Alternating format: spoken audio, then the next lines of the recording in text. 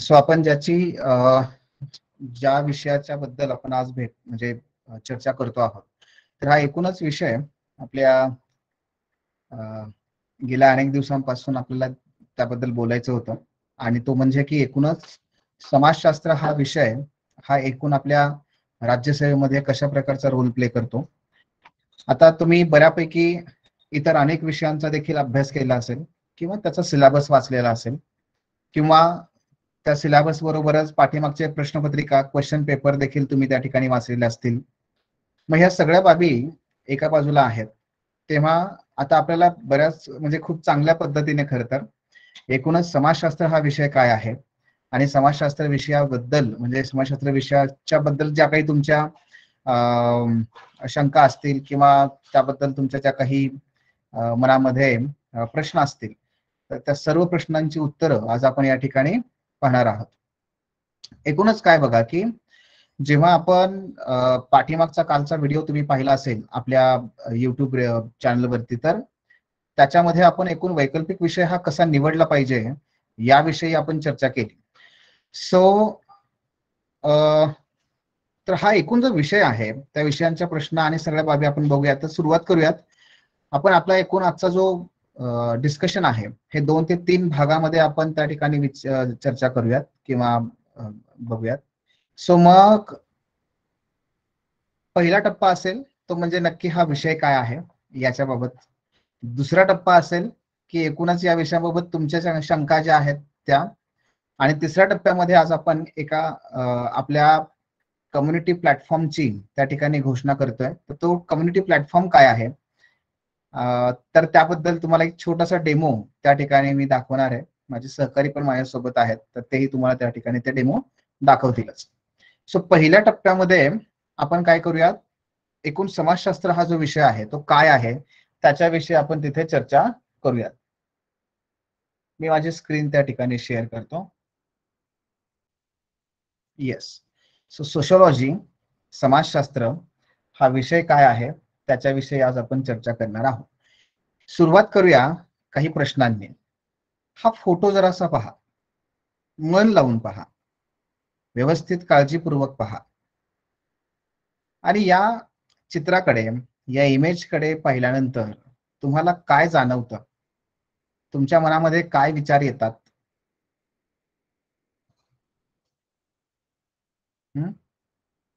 बरं, वैभवचा आहे की इंडस्ट्रियल रेव्होल्यूशन आहे? बरं, आणखी तुम्ही ते पाहिल्यानंतर तुमच्या मनात काय काय आलं? कॉमेंट बॉक्समध्ये कॉमेंट टाकत चला, म्हणजे मला ते समजेल की तुमच्या नक्की मनामध्ये काय काय आलं.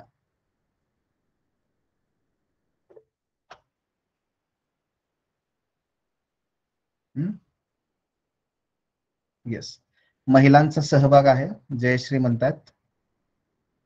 बरं, आणखी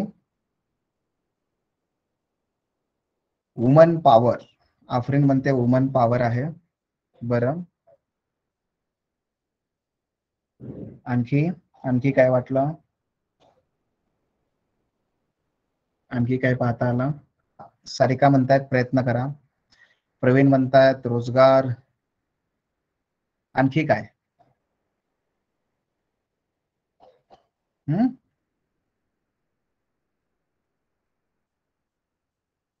बर, ठीक आहे. मनात काहीतरी सुरू झालंय, तुम्ही विचार करा. म्हणजे बघा, हे फक्त पहा, स्त्रियांचे रोजगारातून स्वावलंबन आहे आरती म्हणतायत. बरं, contribution of woman in economy.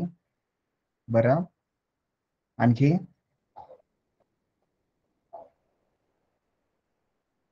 महिलांचा औद्योगिक क्रांतीत सहभाग. बर, आणखी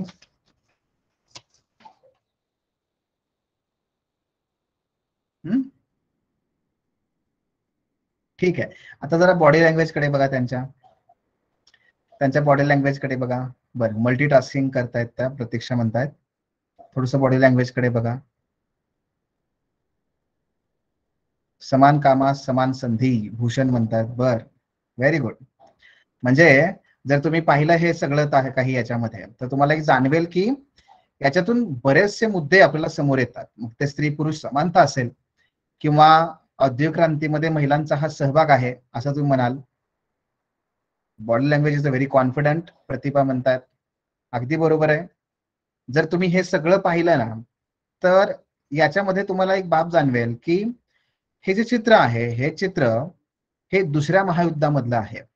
अमेरिकेमध्ये अत्यंत गाजलेल्या ह्या चित्राचा या ठिकाणी मी संदर्भ तुम्हाला दिलेला आहे. तो यासाठी, कारण याच्यामुळे आपल्याला समजून घेता येतं की काय आहे समाज आणि कशा पद्धतीने ते परिवर्तनाचं वारं आहे, की जे आपण आपल्या मनामध्ये अनुभवतो आहोत किंवा आपल्याला ते माहिती आहे.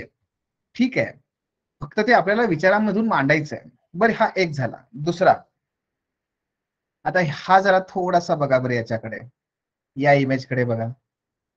हा, ते खालती जे दोघे आहेत ते नवरा बायको आहेत. एवढंच फक्त मी सांगतो. जरा थोडस बघा त्यांच्याकडे, काय करतायत कल्पना. नवऱ्याच्या कल्पनेमध्ये कोण आहे, बायकोच्या कल्पनेमध्ये कोण आहे. याच्यातून तुम्हाला काय जाणवतं? एक्सपेक्टेशन्स. बर, आणखी आणखी काय काय जाणवतं बघा बरं. सॅटिस्फॅक्शन नाही एकमेकांसोबत. बर, जुन्या आठवणी. अतृप्त इच्छा. बर. अवास्तविक अपेक्षा. अच्छा. कंपॅरिझन होत आहे. बर. अच्छा, ठीक आहे. ओके. पूर्ण न झालेल्या इच्छा, टू बेटर एक्सपेक्ट करत आहेत. बर, काहीतरी वेगळ्या एक्सपेक्टेशन्स आहेत त्यांच्या, नाही का? नो प्रॉब्लेम माऊली. येस, तुम्ही बघा ना, म्हणजे काय आहे. बरं, हे इथे कसं आलं असेल, म्हणजे हे स्वप्नानी वास्तव. बर, इमॅजिनेशन करतायत. अच्छा. Yes yes yes. बरं, असं काही आहे का हो, की आता समजा तो जो स्त्री आहे, स्त्रीच्या ह्याच्यामध्ये इमॅजिनेशन मध्ये जो पुरुष आहे, तो पुरुष हा कुठेतरी लार्जर मीडियाचा परिणाम आहे का? असं काही वाटतंय का? मीडियाने नेहमी मस्क्युलिनिटी किंवा नेहमी मीडियाने पुरुष कसा असावा हा कसा समोर मांडलेला आहे, आणि त्याचा परिणाम, प्रभाव कुठेतरी त्या स्त्रीच्या त्या विचारांवरती होतोय. आहे की नाही? बरोबर आहे. आणि हा जो पुरुष आहे, तर त्या पुरुषांच्या बाबतीत पण सेमच आहे. बघा, सगळ्या किती सहमत आहेत माझ्याशी. हा, आहे की नाही? हे तसंच आहे कुठेतरी. हा, टॉक्सिक एक्सपेक्टेशन म्हणा, किंवा आपण असं म्हणूयात की वजन कमी करणं, बरं का, आणि शरीरयष्टी अगदी अशी पिळदार असणं, हे जे काही आहेत ना, हे 1990 नंतर फार मोठ्या प्रमाणात सुरू झालं. मग हे कशामुळे, काय आहे हे? बरं, आपण त्याला काही अपवाद आहोत का? बिलकुल नाहीये. आपणही त्या त्या पद्धतीनेच, आपलं पण समाज मन आहे, आपलंही मन आहे, आपल्याही त्या पद्धतीनेच एक्सपेक्टेशन आहेत. लोक त्या पद्धतीनेच, म्हणजे चित्रामध्ये, चित्रपटामध्ये ते स्वतःला पाहत असतात. ज्या स्वतःला नाही करता आल्या गोष्टी, त्या त्या स्वतःला त्या ठिकाणी पाहून आपलं प्रतिनिधित्व म्हणून तो हिरो किंवा हिरोईन त्या ठिकाणी करत असते. असो, बघूयात काय आहे आणखी. हा, हे बघा, आता हे तुमच्या बघा, हे अतिशय गोजीरवाण्या दोन मुली, ह्या ट्विन्स आहेत. हम्म पाहताय की नाही? तुम्हाला वाकडं दाखवतात बघा त्या तिथे. हा, वाकडं दाखवतायत. येस, व्हेरी हॅपी आहेत, आहे की नाही? निरागस्थान. हो हो हो. Yes yes yes. नाही, माझा प्रश्न असा आहे की ह्या ट्विन आहेत की नाही? दिसायला एक सारख्या आयडेंटिकल ट्विन्स आहेत ह्या. आता जर मी तुम्हाला असा प्रश्न विचारला की ह्या दोन्हीही मुली मोठ्या जसजशा होत जातील, तस तसं दोघींना एकच गोष्ट आवडेल, दोघींना रंग एकच आवडेल, दोघींना विषय मात्र एकच आवडेल, दोघींना परीक्षेमध्ये समान गुण गुण मिळतील, दोघी ह्या समान ब्रँच निवडतील, दोघी ह्या एकसारख्याच त्या ठिकाणी जॉब करतील, दोघी एकसारख्याच ब्रिलियंट असतील, असं होईल का? याचं उत्तर तुम्हाला काय वाटतं? हो, नाही? असं नाही होऊ शकत. बर, असं नाही होऊ शकत. नाही. बर.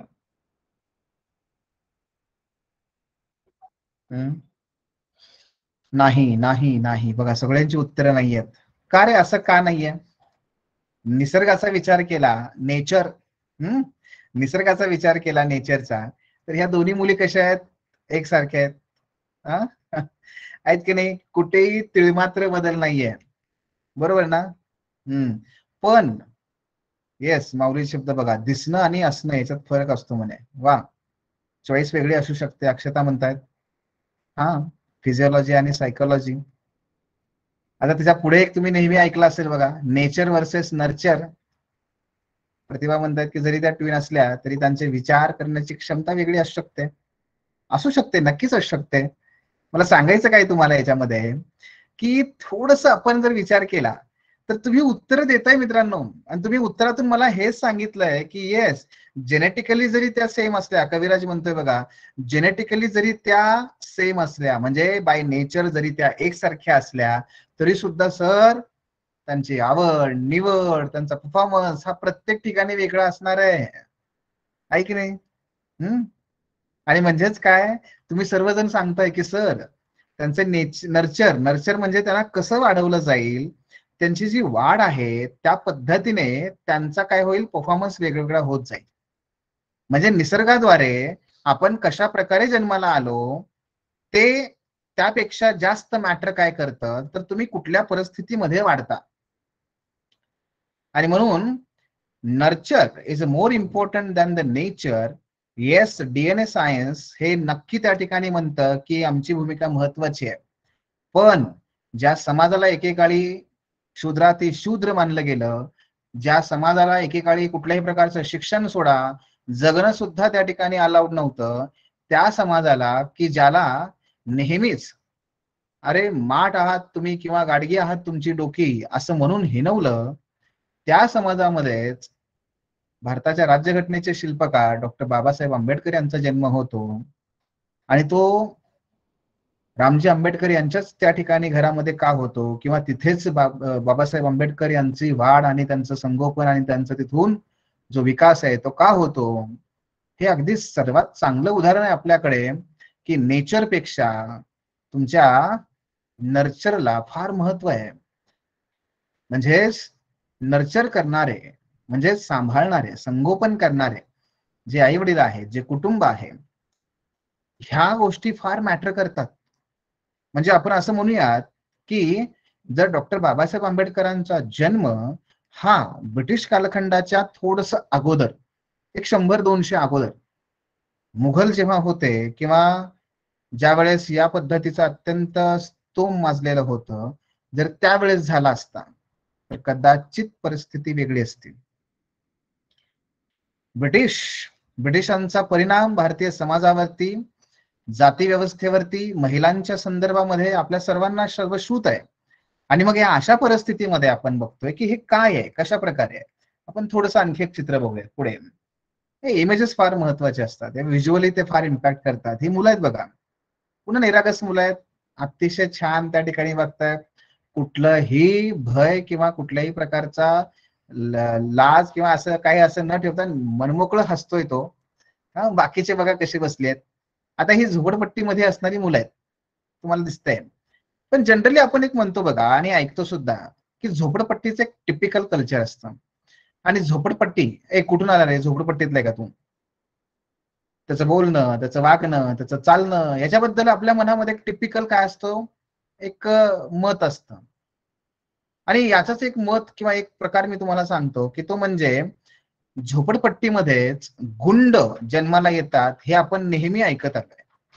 का हो, तुम्हाला काय वाटतं याच्यामध्ये, की झोपडपट्टीतलीच मुलं ही गुंड असतात, किंवा जे झोपडपट्टीमध्ये जन्माला येतात ते गुंड बनतात? काय वाटतं तुम्हाला याच्याबद्दल?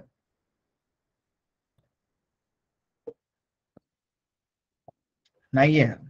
बर, नाहीये. बर, असं काही नसतं. दीपिका म्हणते बर, perception is subjective. Very good. Surrounding matter करतं. बघा मित्रांनो, तुम्ही सर्वजण जी उत्तरं देत आहात ती आजूबाजूची परिस्थिती बघा. कविराज म्हणतोय की जरुरी नाहीये पण प्रमाण जास्त आहे. Very good. मग का प्रमाण जास्त आहे बरं कविराज? वैभव म्हणतो की व्हाईट कॉलरचं काय करायचं, व्हाईट कॉलर क्रिमिनल जे असतात ते कुठे असतात झोपडपट्टीमध्ये. आफरीन म्हणते की असं नसतं सर, पण त्यांची सोबत जी काही आहे सोबत त्याचा परिणाम होतो. आदिती म्हणते की अशिक्षित असल्यामुळे होत असेल कदाचित हे. शिक्षणाचा अभाव आहे. बरं. बघा, तुम्ही जे उत्तर देताय हे सगळं समाजशास्त्र आहे का काही यासाठी विशेष अभ्यास करावा लागतोय? करावा लागतोय काही? हेच आहे, हेच आहे समाजशास्त्र जे तुम्ही पाहताय. बघा, आमचं नेटच नाही चालत आहे, एवढ्या मागास भागात आहे मी. 80 नाही, रेकॉर्डिंग आपण त्या ठिकाणी देणारच आहोत. पण तुझं म्हणणं मला कळतंय की मागासले पण जे आहे ते कशा प्रकारे आपल्या सगळ्यांवरती ते परिणाम करतं. अगदी बरोबर, अगदी मान्य आहे मला. Yes yes yes yes. बघा, पुढे आणखी एक चित्र मला तुम्हाला दाखवायचं आहे. आता जनरली हे चित्र बघा, आता मी याच्याबद्दल तुम्हाला काहीच विचारणार नाहीये, फक्त बघा हे काय आहे. पुढे काहीतरी रेस आहे, तिकडे SC ST दाखवलंय, इकडे जनरल दाखवलंय, आणि बघा कसं टिपिकली त्या मुलीच्या पायात एक भला मोठा दगड बांधलेला आहे, रस्त्यात काटे आहेत, येस, खड्डे आहेत, अनेक प्रकारचे अडथळे आहेत, आणि SC ST मात्र असा असा सूट बूट घातलेला दाखवलाय. आणि त्याच्यावरती मात्र अडथळे कुठलेच नाहीयेत, अतिशय प्लेन रस्ता आहे. बघा, ऑब्झर्व करा हे काय आहे. काय वाटतंय तुम्हाला, हे किती असत्य आणि किती सत्य? खरंच चित्रकाराने त्या ठिकाणी वास्तव स्थिती दाखवण्याचा प्रयत्न केला आहे का त्याला स्वतःला रिझर्वेशन समजलेलं नाहीये, का रिझर्वेशन हे फार पॉलिटिकली मोटिवेटेड होऊन त्याने हे चित्र काढलंय? काय तुम्हाला काय वाटतं? असत्य आहे, पूर्णपणे सत्य नाहीये, पण काही असत्यही नाहीये. अच्छा, बर. रिझर्वेशन पेक्षा महिलांवरील सामाजिक बंधनं कमी केली पाहिजे. नाही, महिलाच लक्षात घेऊन का, पुरुषही तिथे तुम्ही ठेवलं तरी चालेल. बघा, रियालिटीचं एक्झॅगरेशन केलंय, स्टार्टिंग लाईनच मुळात चुकीची आहे. बरं, हे तुम्ही बघितलं का की अतिशय चपकलपणे या चित्रकाराने आपल्या सगळ्यांना कन्फ्यूज केलंय. जनरल मध्ये महिला दाखवली आहे आणि SC ST कडे अतिशय सुटाबुटातला एखादा असा हा पुरुष दाखवलेला आहे.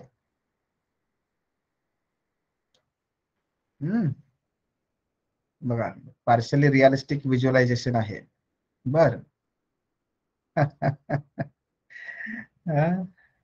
Reservation, equality for all, always, system in India, याच्याबद्दल काय वाटतं?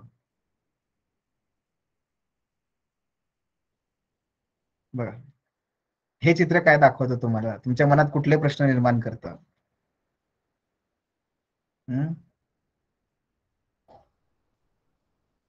मग ते ओबीसी समुदायाचं असेल, मराठा समुदायाचं असेल, मुस्लिम समुदायाने केलेली मागणी असेल,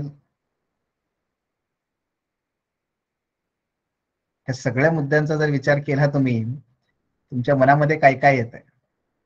जनरली वर्गामध्ये विचारलं मुलांना की अरे रिझर्वेशन बद्दल काय मत आहे तुझं, एकतर मुलं हो म्हणतात, एकतर मुलं नाही म्हणतात. ज्याला मिळतं तो त्याचा सपोर्ट करतो, पण का करतो नाही सांगता येत. आणि जो याला विरोध करतो तो का करतो त्यालाही नाही सांगता येत.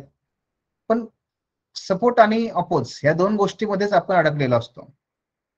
यातून बाहेर कसं पडायचं? हो, एक तर सर्वांना असलं पाहिजे, नाही तर कोणालाच नसलं पाहिजे. वडेवर अशा प्रकारची आपली जी काही मतं आहेत, ही मतं खरंच कितपत योग्य आहेत किंवा कशा पद्धतीने आपण ते या सगळ्या प्रश्नांकडे पाहू शकतो, हे मुद्दे लक्षात घेतले पाहिजे आपण. आणि मित्रांनो, हे जे काही आतापर्यंत आपण पाहिलं ना, हेच म्हणजे आपला समाजशास्त्र आहे. काय लक्षात घ्या, हेच म्हणजे समाजशास्त्र आहे. जर तुम्ही समाजशास्त्राची निवड केली तर मित्रांनो, समाजशास्त्र ह्या विषयामध्ये आपल्याला याच सगळ्या मुद्द्यावरती अभ्यास करायचा आहे. मग ते किती इंटरेस्टिंग असेल हे तुम्ही त्याचा अंदाज घ्या. क्रमांक एक. क्रमांक दुसरा, याचा फायदा सगळ्यात जास्त कुठे आहे माहितीये का? तो म्हणजे हा तुमच्या डोक्याला ना एक नवीन ऊर्जा प्रदान करून देतो. परिस्थिती तीच आहे, पण पाहण्याचा नवीन दृष्टिकोन हा प्रदान करून देतो. तो म्हणजे समाजशास्त्र. समाजशास्त्र हा विषय या पद्धतीने महत्वाचा आहे. एक नवीन पर्स्पेक्टिव्ह तो तुम्हाला देतो.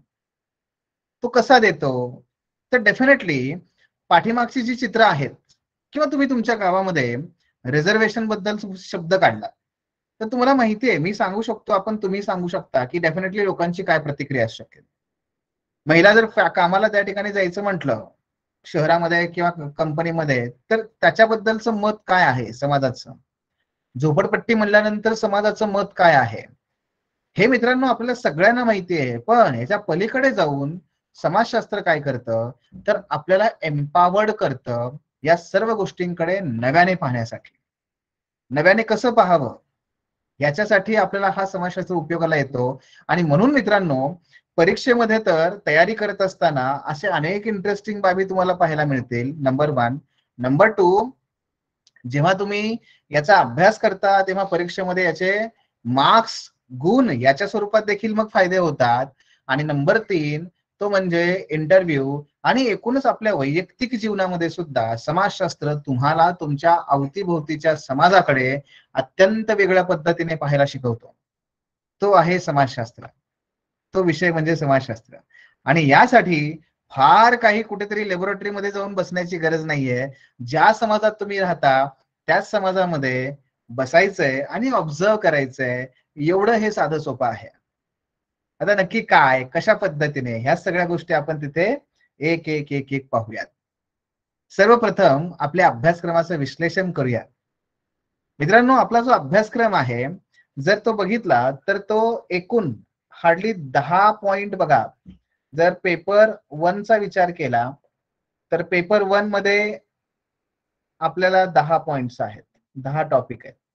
पेपर 2 मध्ये आपल्याला 10 टॉपिक आहेत. ठीक आहे. आणि हा सिलेबस जर तुम्ही इतर कोणत्याही विषयाचा विचार केला तर सर्वाधिक तुम्हाला संक्षिप्त स्वरूपात असलेला तो सापडेल. मी तुलना करत नाहीये त्या एखाद्या कुठल्या टेक्निकल सब्जेक्टची. खरं तर त्यांचाही सिलेबस प्रचंड मोठा आहे, पण जर आपण बघितलं तर हा सर्वाधिक संक्षिप्त असणारा हा सिलेबस आहे. ज्ञात. ज्ञात म्हणजे काय की आपल्या सगळ्यांना हा सिलेबस माहिती आहे. आता मी सिलेबस तुम्हाला इथे दाखवत नाही कारण त्याची कॉपी ऑलरेडी तुमच्याकडे आहे. हे काय असतं आपल्या सिलेबस मध्ये? क्रमांक 1 विवाह, तुम्हाला माहिती नाहीये? बरं. दुसरं धर्म, माहिती नाहीये? बरं. जाती व्यवस्था माहितीये? राजकारण माहितीये? वर्ग माहितीये? सामाजिक परिवर्तनामध्ये शिक्षण, विज्ञान व तंत्रज्ञान, हे म्हणजे ऑलमोस्ट जर आपण हार्डली 10% सिलेबस सोडला, ते शब्द वेगळे असल्यामुळे ऑलमोस्ट 90% सिलेबस हा आपल्याला माहिती असलेला आहे, ज्ञात आहे. त्याचबरोबर मोठी साधर्म्यता असणारा, सारखेपणा असणारा, तो कसा आहे तर त्याकडे मी तुम्हाला घेऊन जातो. पण तत्पूर्वी जर अध्ययन आणि अध्यापनाचं स्वरूप पाहिलं आपण तर मित्रांनो, विचारवंत यामध्ये सगळ्यात महत्वाचं काय आहे? विचारवंत. हे जे विचारवंत आहे त्या विचारवंतांचा मला तुम्हाला इथे मुद्दा सांगायचा आहे. अध्ययन आणि अध्यापनाचं स्वरूप. तर त्यामध्ये सगळ्यात महत्वाचं आहे विचारवंत. म्हणजे का बरं हे हेडिंग आणि विचारवंत मी सांगतोय? कारण मित्रांनो, सोशोलॉजी जो आहे आपला सगळा, तो सगळा सोशोलॉजी म्हणजे विचारवंत आहेत आणि विचारवंतच म्हणजे सोशोलॉजी आहे. पण अशा आपल्याकडे किती विचारवंत आहेत बरं? तर पेपर 1 मध्ये केवळ 6 विचारवंत आहेत आणि पेपर 2 मध्ये केवळ 3 विचारवंत आहेत. बरं, हे 6 विचारवंत आणि 3 विचारवंत मुळात ते खरं तर 7च होतात. का? सांगतो. कारण हे जे आपल्या भारतातले पेपर क्रमांक 2 मधले जे 3 विचारवंत आहेत ना, हे पेपर क्रमांक 1 मधल्या 6 विचारवंतांचे शिष्य आहेत. त्यामुळे यांची विचारधारा आणि त्यांची विचारधारा बिलकुल फरक नाहीये. म्हणजे आपण जेव्हा एक दुर्खिम नावाचे आपल्याकडे एक समाजशास्त्रज्ञ आहेत, त्यांचा आपण अभ्यास केला की M.N. श्रीनिवास नावाचे भारतीय विचारवंत हे आपल्याला समजून जातात. हे दोघात काहीही फरक आपल्याला त्या ठिकाणी सापडत नाही, कारण त्यांनी जिथे जो अभ्यास केला ना तो इथे यांनी आपल्या भारतीय समाजात अभ्यास केला. बरं, मग हे एकूण जर आपण बघितलं तर आपल्या सगळ्या सिलेबसमध्ये विचारवंत आहेत किती, घ्या वेगळे 9, एकत्र केले खरं तर 7 आहेत, कारण एक वेगळं आहे थोडंसं म्हणून. पण अभ्यासक्रमाचा विचार केला तर केवळ 10% हा सिलेबस आहे. कोणता? विचारवंताचा. विचारवंतांचा सिलेबस मध्ये हिस्सा किती आहे? 10%. पण जर युपीएससीच्या प्रश्नपत्रिकांचा विचार केला, 2/3 म्हणजे 2/3 प्रश्न हे केवळ एकट्या विचारवंतावरतीच विचारले जातात. म्हणजेच 6 विचारवंतांचा अभ्यास केला की आपला जवळपास 2/3 पेपर कव्हर झाला. त्याच विचारवंतावरती, त्याच थिअरीवरती सातत्याने प्रश्न असतात. आणि इथे युपीएससीचे अनेक विद्यार्थी आहेत. आता तुम्ही म्हणाल की पण सर मग ते युपीएससीला, एमपीएससीला असंच होईल का? आता जेव्हा की त्यांनी अक्षरशः सिलेबसचा पॉइंट ना पॉइंट त्या ठिकाणी कॉपी केलेला आहे, पेपर पॅटर्न सुद्धा ते कॉपी करणार. हा, डिफिकल्टी लेवल कमी असेल पण पेपरचा पॅटर्न त्या ठिकाणी ते कॉपी करणार. आणि मग याच्या आधारावरती सांगू शकतो. बोला दुसरं काय, 2012च्या अगोदरचे क्वेश्चन पेपर आपण जर पाहिले तर त्यामध्ये सुद्धा विचारवंतांची भूमिका अत्यंत महत्वाची आहे. आणि तिसरं, समाजशास्त्र मुळात आहेच काय, तर विचारवंत हेच आपल्याला त्या ठिकाणी अभ्यासला आहेत. आणि म्हणून विचारवंतांचा अभ्यास आपण केला की ऑटोमॅटिकली, विचारवंतांचा अभ्यास केला आपण की ऑटोमॅटिकली 2/3 पेपर आपला कव्हर झाला. हे सगळ्यात महत्वाचं लक्षात घ्या. आणि म्हणून अतिशय छोटा घटक असलेला हा सिलेबसचा पार्ट सगळ्या आपल्या पेपरमध्ये आपल्या कामाला येतो, किंबहुना त्याचाच अभ्यास अधिक करायचा असतो आणि त्याच्या आधारावरतीच तुम्हाला सगळीकडे याचा फायदा होतो. आणि म्हणून 10% सिलेबस आहे पण 90% जवळपास पेपर आणि क्वेश्चन्स हे त्यांच्यावरती येतात. बघा आता हे काय कशा पद्धतीने आहे. पण जर तुम्ही इतर विषयांमध्ये जर विचार केला, जर इतर विषयांचा विचार केला, मग तो तुमचा तुमचा पॉलिटिकल सायन्स असेल किंवा तुमचा अँथ्रोपॉलॉजी असेल किंवा तुमचा पबॅड असेल, ठीक आहे. तर पॉलिटिकल सायन्स घ्या, पॉल सायन्स किंवा पबॅड घ्या, ठीक आहे. म्हणजे पॉलिटिकल सायन्स किंवा पबॅडचा जो सर्वाधिक जो भर आहे तो थिअरी आणि थिंकर वरती आहे. आणि जेवढे थिंकर्स, जेवढे थिअरीज या दोन्ही विषयामध्ये आहेत, त्याच्या मित्रांनो 10% सुद्धा आपल्याला नाही आहेत, सोशिओलॉजीमध्ये नाही आहेत. आणि म्हणून मुलांचा पॉल सायन्स मध्ये तर अक्षरशः जीव जातो, हे कधी करू आणि कसं करू, एवढ्या थिअरीज आणि एवढं सगळं त्यामध्ये आहे. आणि हे सगळे थिंकर कव्हर करायचं म्हणजे येस. सो होतंय काय की एकूणच बघा, आपल्याला सगळ्या गोष्टी जर लक्षात घेतल्या तर मित्रांनो निश्चितपणे समाजशास्त्रामध्ये सर्वात कमी थिंकर्स आहेत, सर्वात कमी थिंकर्स आहेत. आणि हा थिंकरचा पार्ट आपल्याला सगळ्यात जास्त उपयोगाला येतो. काय, एकीकडे थिंकर कमी, त्यामुळे आपल्याला ओझं कमी, त्यामुळे फार टेन्शन काही नाहीये आणि सहजपणे आपण या पद्धतीने पुढे जाऊ शकतो. बरं, पुढचा मुद्दा जर घेतला, आणखी एक महत्वाचा मुद्दा आहे समान घटकांचं एकत्रित अध्ययन.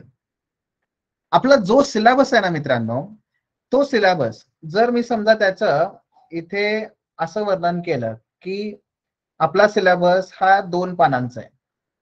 या 2 पानांच्या सिलेबस मध्ये एकूण 10 पॉइंट्स आहेत. पण त्या 10 झाले किती, 20. इकडे 10 आहेत आणि इकडे 10 आहेत, हे झाले 20. ठीक आहे. आता जर हे 20 टॉपिक बघितले आपण तर तर काय होतं, त्या 10 पेपर 1 आणि 10 पेपर 2 या दोघांचा विचार केला तर त्याच्यामध्ये मित्रांनो बराचसा सिलेबस हा कॉमन आहे. म्हणजे पेपर 1 मध्ये सामाजिक स्तरीकरणाचा टॉपिक आहे, तोच पेपर 2 मध्ये जाती व्यवस्था, भारतातील वर्ग व्यवस्था कॉमन आहे. पेपर 1 मध्ये धर्म व समाज आहे, पेपर 2 मध्ये धर्म व समाज आहे. पेपर 1 मध्ये राजकारण व समाज आहे, पेपर 2 मध्ये राजकारण व समाज आहे. पेपर 1 मध्ये नातेदारी व्यवस्था आहे, पेपर 2 मध्ये नातेदारी व्यवस्था आहे. पेपर 1 मध्ये सामाजिक परिवर्तन हा एक टॉपिक आहे, पेपर 2 मध्ये सुद्धा सेम सामाजिक परिवर्तन हा टॉपिक आहे. मित्रांनो, जर अशा पद्धतीने आपण पाहिलं तर अराउंड पेपर सेकंड मधला 50% पेपर सेकंड मधला 50% सिलेबस पेपर 1 मध्येच कव्हर होतो, पेपर 1 मध्येच कव्हर होतो. आणि म्हणून हे जे 10 टॉपिक आहेत ना, हे 10 टॉपिक राहतच नाहीत. हे 10 टॉपिक काय होतात, तर हे 10 टॉपिक म्हणजे 5च येतात, कारण 50% सिलेबस तुमचा पेपर 1 मध्येच कव्हर झाला ना. आणि त्यामुळे अर्धा पेपर जो पेपर सेकंड आहे तो आपल्याला राहतच नाही, 1.5 पेपरच त्या ठिकाणी अभ्यासावा लागतो. हे त्याचं आणखी एक वैशिष्ट्य आहे. कॉमन टॉपिक आहे, तुम्ही कोणालाही विचारा, ज्यांना अभ्यास केला नाही त्यांना विचारा, कॉमन टॉपिक आहे, 1.5 पेपर आहे फक्त. म्हणजे मुळात सिलेबस कमी आणि त्याच्यामध्ये सुद्धा पुन्हा ओव्हरलॅपिंग एवढं प्रचंड आहे की कॉमन टॉपिक ओव्हरलॅपिंग असल्यामुळे एकाच ठिकाणी अभ्यास करायचा, 2 ठिकाणी अभ्यास करायची गरज पडत नाहीये. परिणामी आणखी आपलं काम कमी होतं, आणखी काम कमी झालं, वेळ कमी लागतो, उरलेला वेळ आपल्याला जीएस करता द्यायला तिथे बरं पडतं. सो हे मुद्दे सुद्धा त्या ठिकाणी महत्वाचे आहेत. आणखी एक मुद्दा सांगतो तुम्हाला, तो म्हणजे की याच्यामध्ये कुठल्या कुठल्या गोष्टींचे फायदे होतात. पहिला फायदा म्हणजे कुठल्याही प्रकारच्या पार्श्वभूमीची गरज नाही. समाजशास्त्र हा विषय कोणत्याही बॅकग्राऊंडच्या विद्यार्थ्याला सहज समजतो, तो सहजपणे लिहिता येतो. हे का होतं, मी तुम्हाला त्या ठिकाणी सांगतो उदाहरण याचं एखादं. कारण मगाशी आपण बघितलं बघा, काय बघितलं आपण, झोपडपट्टी मधली मुलं, रिझर्वेशनचा मुद्दा, महिला काम करत असताना, 2 ट्विन मुली. आता मला सांगा, ज्यांनी ज्यांनी उत्तर दिली काही ते काही फक्त आर्ट्सचे होते का, कधी फक्त कॉमर्सचे होते, कधी फक्त सायन्सचे होते, कधी फक्त इंजिनियर होते, कधी फक्त मेडिकलचे होते, सांगा तुम्ही मला. तुम्ही वेगवेगळ्या बॅकग्राऊंडचे आहात ना मुलं, पण तुम्ही सहज उत्तर देत होता. कारण मित्रांनो, समाजशास्त्र शिकून घेण्यासाठी कुठेतरी मला फार वेगळं बॅकग्राऊंड असलं पाहिजे बिलकुल गरज नाहीये. मी समाजात राहतो, माझ्या अवतीभोवती समाज आहे, बस मला समाजशास्त्र समजतं, काहीच प्रॉब्लेम नाहीये. ज्ञात विषय आपण आत्ताच चर्चा केली याची, यातला प्रत्येक टॉपिक हा मी माझ्या जीवनातला बघतोय. मला विचारा, मी तुम्हाला विचारतो एक प्रश्न, तुम्ही स्वतःला विचारा. आता काही तुम्ही सांगू शकणार नाही आणि स्वतःला सांगा, तुमची जात काय आहे. शाळेमध्ये तुम्हाला विचारतात दाखल्यावरती, तुमची जात काय आहे. बघा, आता ही जी जात आहे ती जात तुम्हाला त्या ठिकाणी अभ्यासाला ठेवली आहे. म्हणजे जाती व्यवस्था ही तुम्ही दररोज अनुभवताय, याच्यापेक्षा आणखी चांगलं कुठलं असणार आहे. जी जाती व्यवस्था तुम्ही त्या ठिकाणी अनुभवता आहात, याच्यापेक्षा चांगला ज्याचा अभ्यास करायचा आहे ते कुठे असणार आहे अजून तुम्हाला. हे विवाह उद्या करणारच आहात ना, काही जणांचा विवाह ऑलरेडी झालाय, ते अनुभवत आहेत. विवाहाची प्रोसेस का महत्वाचं आहे, कसं बदलत चाललंय विवाहाचं स्वरूप. एक वेळी असं म्हणायचे आजी किंवा आजोबा की ते एकमेकांचे 6-6 महिने तोंड त्यांनी बघितलेले नसायचे, त्यांना माहिती नसायचं की माझी बायको कोण आहे, माझा नवरा कोण आहे. 6 महिने हा एक काळ होता. नंतरच्या काळामध्ये किमान समोर बसवायचे तरी, भले मुलीला त्या ठिकाणी घुंगट असायचा. काळ बदलला, स्वरूप बदलला. त्यानंतर मात्र किमान विचारायला लागले मत एकमेकांची, तुला पसंत आहे का, तुला पसंत आहे का रे, हे विचारायला लागले. आज गरजच नाहीये, दोघे ठरवतात फेसबुक वरती, दोघेच ठरवतात कुठेतरी एखाद्या टिंडर वरती, आणि दोघे घरी येऊन सांगतात की हे असं असं आहे. म्हणजे काय, एक काळ होता की जिथे आपलं लग्न जमवण्यासाठी आपले नातेवाईक त्या ठिकाणी धावपळ करायचे किंवा तेच असायचे खरं तर तुमचं लग्न लावून देण्यामध्ये.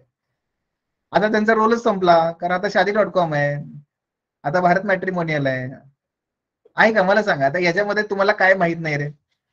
काय विचारतात आयोग काय प्रश्न विचारतं, विवाह संस्थेचं स्वरूप कसं बदलत चाललंय. आलं लक्षात तुमच्या, आहेत सोपी सोपी उदाहरणं, आहेत ते प्रश्न. म्हणजे ज्ञात आहे हा विषय, आणि तीच तर गंमत आहे, तेच तर समजून घ्यायचंय आपल्याला की हे कसं आणि कशा प्रकारे बदलत गेलं. मग ते विवाह संस्था, धर्म, का पूजा करतो, पूजा का करतो आपण ईश्वराची, कशासाठी करतो, कशी करतो, हे सगळं तिकडे फिलॉसॉफीमध्ये.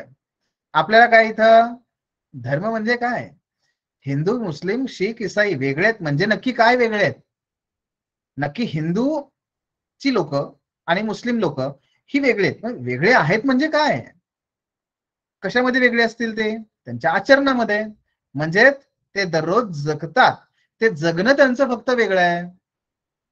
समजतो मुद्दा तुम्हाला? मग हे आपल्याला माहित नाहीये का, हे माहिती आहे ना, आणि मग अशाच मुद्द्यांचा अभ्यास करायचा आहे. म्हणजे याच्यापेक्षा जास्त इंटरेस्टिंग काहीच असू शकत नाही की जे मला माहिती आहे तेच मला नव्या पद्धतीने अभ्यासायचं आहे. अतिशय संक्षिप्त, ज्याच्याविषयी आपण आता चर्चा केलीच, जीएस मध्ये सर्वात मोठी मदत. आपण जर जीएस चा विचार केला तर जीएस मध्ये हा जो विषय आहे तो डेफिनेटली आपल्याला हेल्प करतो. पेपर 1 काढा, जीएस चा आपण विचार करूया. जीएस मध्ये पेपर 1. आता पेपर 1 मध्ये बघा, इंडियन सोसायटी तुम्हाला आहे, सोशल इश्यू आहेत. आता हे सोशल इश्यू वरती आरामशीर जवळपास 70 प्रश्न, 70 मार्काचे प्रश्न विचारले जातात. 70 मार्कांचे प्रश्न. हा जो जीएस चा पेपर 1 जो आहे त्याच्यावरती जवळपास 70 सोशल इश्यू, त्यामध्ये वेगळ्या प्रकारे झोपडपट्टी, पुन्हा तेच मुद्दे, प्रादेशिक जे काही प्रादेशिकता आहे ती काय आहे, राष्ट्रीय एकात्मता काय आहे, भारतामध्ये आपण म्हणतो की विविधतेमध्ये एकता आहे तर ती काय आहे, हे सगळे जे मुद्दे आहेत हे सगळे त्याच्यामध्ये येतात. मग हे कुठे कव्हर होतं, सोशियोलॉजी मध्ये कव्हर होतं. बर, पेपर 2 याच्यामध्ये सोशल जस्टिस.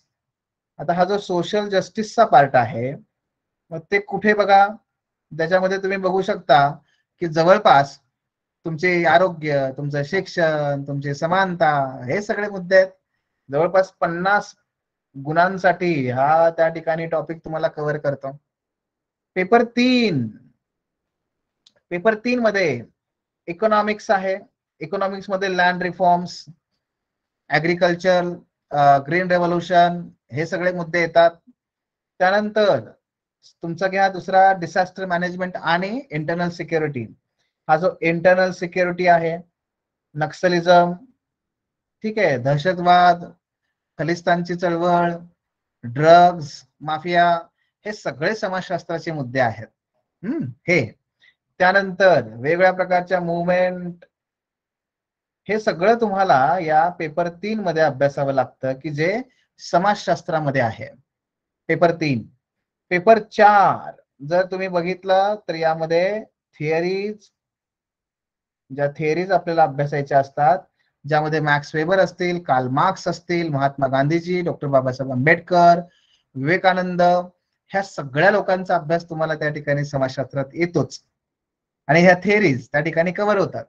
आणि समाजशास्त्रामध्ये जे आपण मगाशी म्हणलं ना विचारवंतांचा अभ्यास केला की आपल्याला याचा ऑटोमॅटिकली फायदा हा केस स्टडीज मध्ये होतो. ज्या केस स्टडीज आहेत त्या ठिकाणी याचा फायदा होतो. म्हणजे अशा पद्धतीने जर बघितलं तुम्ही तर पेपर 1, 2, 3, 4 चारही ठिकाणी आपल्याला ह्या सर्वांचा फायदा होतो. एवढंच नव्हे तर आपण जर जीएस चा विचार केला, सॉरी एसए चा, तर एसए मध्ये सुद्धा मी तुम्हाला सांगितलंय की एसए मध्ये एक तर विषय येतात ते फिलॉसॉफिकल किंवा सोशल, हे दोनच विषय आता युपीएससी विचारतं डॉमिनंटली, असंच चित्र राहणार एमपीएससी मध्ये. आणि म्हणून जर तुम्ही बघितलं तर समाजशास्त्राच्या विद्यार्थ्यांना तुम्ही विचारा तुमच्या सिनियर्सना, समाजशास्त्राच्या विद्यार्थ्यांना कुठल्याही पद्धतीने एसए मध्ये कधीच अडचणी येत नाही, कारण किमान 2 ते 3 विषय हे आपल्या समाजशास्त्राशी निगडीत असतात. मग ते गुन्हेगारी असेल, मग ते असमानता असेल, दारिद्र्य असेल, मग ते या पद्धतीने शिक्षण असेल, महिलांचं सबलीकरण असेल, लहान बालकं असतील. आणि म्हणून एसएची तयारी सुद्धा सोशियोलॉजी मधूनच होते किंवा सोशियोलॉजीच्या विद्यार्थ्यांना एसए कधीच डिफिकल्ट जात नाही, वेगळी अशी त्यासाठी फार तयारी करावीच लागत नाही. That is the beauty of this social science. आणि मित्रांनो, मुळात मला जेव्हा विद्यार्थी विचारतात की अहो सर हे सोशियोलॉजी काय प्रकरण आहे, तर बघा सोशियोलॉजी काय आहे. पॉलिटिकल सायन्स म्हणजेच राज्यशास्त्र हे काय करतं, तर ते पॉलिटिक्सचा अभ्यास करतं. पॉलिटिक्सचा त्या ठिकाणी ते अभ्यास करतं. पब्लिक ऍडमिनिस्ट्रेशन काय करतं, तर पब्लिक ऍडमिनिस्ट्रेशन हे ऍडमिनिस्ट्रेशनचा अभ्यास करतं. ठीक आहे. हिस्ट्री काय करतं, तर हिस्ट्री हे हिस्टॉरिकल ज्या इव्हेंट्स आहेत, जो आपला पास्ट आहे त्या पास्टचा विचार करतं. ठीक आहे. त्यानंतर जॉग्राफी काय आहे, तर जॉग्राफी हा एकूण आपलं जे फिजिकल नेचर आहे, अर्थ आणि त्याच्यावरचा ह्युमन बिईंग या ह्युमन सेटलमेंट्स किंवा आणखी काही यांचा अभ्यास करतं. इकॉनॉमिक्स काय करतं, तर इकॉनॉमिक्स हे इकॉनॉमीचा अभ्यास करतं. थांबा, मी तुम्हाला उदाहरण का देतोय हे तुम्हाला लवकरच कळेल. बघा, हे प्रत्येक शास्त्र जे आहे ना ते एकेका विषयांचा अभ्यास करतं. म्हणून याला काय म्हणतात, हे स्पेशल सायन्स आहेत, स्पेशल सायन्स. पण जर तुम्ही समाजशास्त्राचा विचार केला तर समाजशास्त्र या सर्वांचाच अभ्यास करतं. All, that is sociology, that is sociology. आणि म्हणून सोशोलॉजीला काय म्हणतात, जनरल सायन्स आहे. Sociology is a general science. म्हणून समाजशास्त्रामध्ये राजकारणाचाही अभ्यास आहे, समाजशास्त्रामध्ये इतिहासाचाही अभ्यास आहे, भूगोलाचा, नागरीकरण, औद्योगिकरण ह्याचाही अभ्यास आहे, अर्थकारणाचाही अभ्यास आहे. मित्रांनो, सगळ्या विषयांचा आपल्याला या ठिकाणी थोडा थोडा थोडा थोडा करून अभ्यास ठेवलेला आहे. एक एक टॉपिक ठेवलेला आहे. आणि म्हणून जेव्हा तुम्ही जीएसचा अभ्यास करताना, मग तो काही हिस्ट्री वाचला, जॉग्राफी वाचला, त्याचा थेट फायदा सोशोलॉजीला होतो ऑप्शनलला. आणि जेव्हा तुम्ही ऑप्शनल वाचताना तेव्हा त्याचा थेट फायदा तुम्हाला तुमच्या जीएस मध्ये होतो. हे तुम्हाला इतर कुठेही सापडणार नाही. ही सगळ्यात चांगली ब्युटी आहे या विषयाची, की तुम्ही इथे जे काही वाचता ना ते ऑप्शनलच वाचता, आणि ऑप्शनल मध्ये जो काही करताना अभ्यास तुम्ही जीएस मध्ये ते तुम्हाला फायद्याचं ठरतं.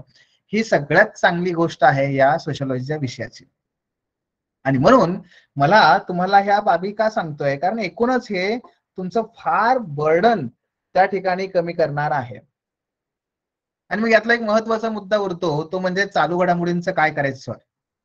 चालू घडामोडींचा किती फायदा होतो सोशोलॉजीमध्ये? डेफिनेटली चालू घडामोडींचा अभ्यास करणं गरजेचंच आहे. ठीक आहे. जर आपण पेपर क्रमांक 1चा विचार केला तर 2 प्रश्नांपासून ते 8 प्रश्नांपर्यंत याच्यावरती प्रश्न येऊ शकतात. ठीक आहे. आता हे एवढं का सांगितलंय, कारण हे तसंच आहे.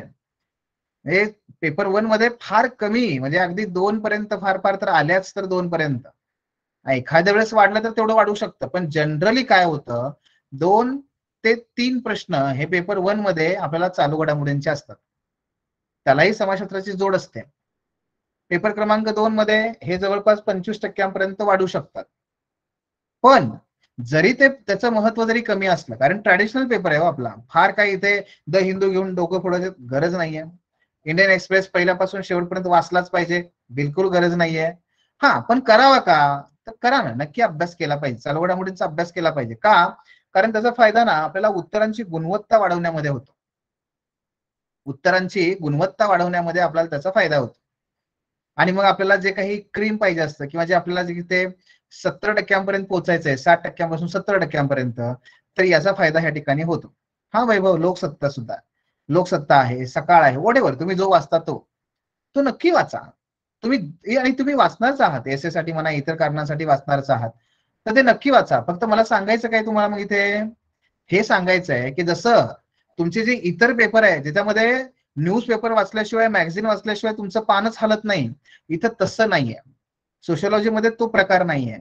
Sociology is near about a very general and very traditional syllabus और सोशल सायन्स. त्यामुळे इथं वेगळं बर्डन येत नाही. जसं तुम्हाला तुमच्या इतर विषयामध्ये येतं, पब्लिकला येतं, पॉलिटिकल सायन्सला येतं, किंवा तुमचा आणखी दुसरा इव्हन जॉग्राफीचा पेपर सेकंड घ्या त्याच्यामध्ये येतं, तसं इथं नाहीये. हे सगळ्यात चांगली याची ब्युटी आहे. आणि जे आता आपण बोलत होतो तेच मुद्दे मी तुम्हाला इथे परत सांगितलेले आहेत. सो अशा पद्धतीने जर बघितलं आपण तर हा विषय मित्रांनो, याच्यामध्ये आपल्याला मोस्ट ऑफ द टाइम जो आहे तो संक्षिप्तपणा, सर्व ज्ञात असलेला सिलेबस आणि त्याच्यामध्ये इतर विषयांचा थेट फायदा, आपला तिकडे फायदा, एसए मध्ये फायदा. मला वाटत नाही अरे की सोशोलॉजी घेतल्यामुळे कुठल्या विद्यार्थ्याला त्या ठिकाणी फार बर्डन आलेलं आहे. कुठलाच विद्यार्थी मला कधी भेटला नाही आणि म्हटला नाही असं राव काय काय सिलेबसच संपत नाही होय, असं कधीच त्या ठिकाणी होत नाही. ठीक आहे. सो मित्रांनो, म्हणून सोशोलॉजी जो आहे तो सोशोलॉजी हा खर तर जे विद्यार्थी घेतात त्यांचा चेहरा नेहमी हा असा असतो.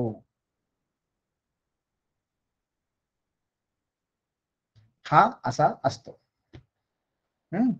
ठीक आहे. येस. की फार लांबवण्याची गरज नाहीये कारण विषयच तेवढा आपला मोठा नाहीये. लक्षात घ्या. Yes, happy.